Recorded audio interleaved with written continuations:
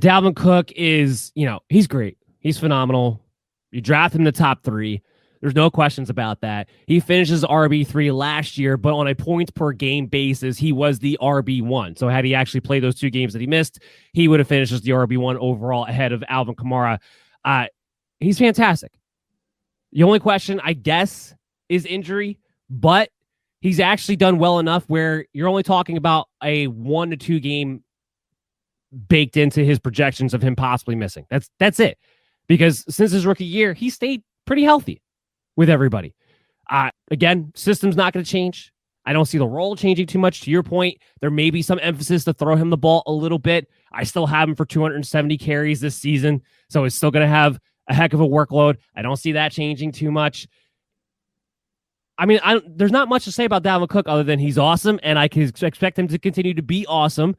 We know Alexander Madison's been the handcuff, and I don't expect them to take.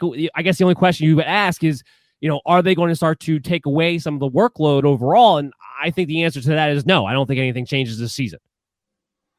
I think that even the workload gets reduced a little bit, it won't affect the numbers. One of the things that I forgot to kind of mention about the Kirk Cousins, where it is one change, their offensive line definitely upgraded, particularly through the draft.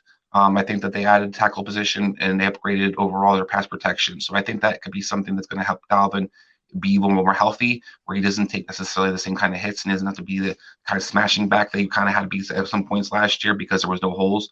So I do think that even if the numbers, like I said, the carries are reduced in a sense, I do think the numbers will still be there because I think he'll be more explosive as a result of that. I think you'll see more big plays. And I think as long as Dalvin Cook is, healthy, he's one of the top running backs out there. I think the only debate you can have about Dalvin Cook is he number 1, number 2, or number 3? It's basically all you can really argue whether or not, where he really stands. Otherwise, Dalvin Cook's guy. If you have a chance to take him, you take him. Yeah, 100%. Right now, he is going as the second running back, second player overall. I have him for 270 fantasy points. I have him for about 1,600 to 1,700 total yards, 12 total touchdowns. Just another great season on the docket for Dalvin Cook. You take him. If you want to take Alexander Madison, fine, I guess. But I actually would go against that because Dalvin Cook, again, the myth on him being injury prone isn't really true. And a lot of times you take Alexander Madison a handcuff.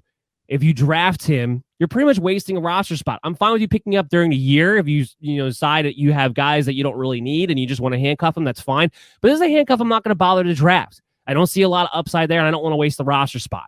So that would be my 2 cents as far as Alexander Madison goes if you wind up with a Dalvin Cook. Plus, let's add to the fact that I don't know why. I don't think this could continue, but Alexander Madison always seems to be hurt at the same time Dalvin Cook is hurt anyway, so it never seems to really matter.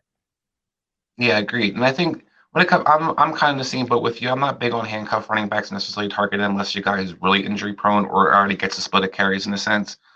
So that's a guy that, if your team's super loaded and you already got 4 running backs that are strong and you're in a 15, 16 round, Madison still sitting there, maybe you consider taking him there. But otherwise, I do think it's a guy that you kind of target in the waiver wire. I don't think it's a guy that you necessarily want to add and draft in a standard redraft league.